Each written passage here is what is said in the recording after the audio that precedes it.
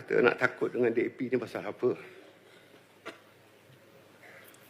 Yang keluarkan kenyataan yang macam-macam itu tim B dalam DAP. Tim B. Mereka pun ada tim B juga. Saya jumpa sendiri dengan Sekretariat Agung dia. Kenapa yang orang-orang tu cakap macam itu? Dia tanya, lu ingat lu siapa? Lu ingat gua siapa? Dalam DAP tak ada tim A, tak ada tim B, tak ada tim C.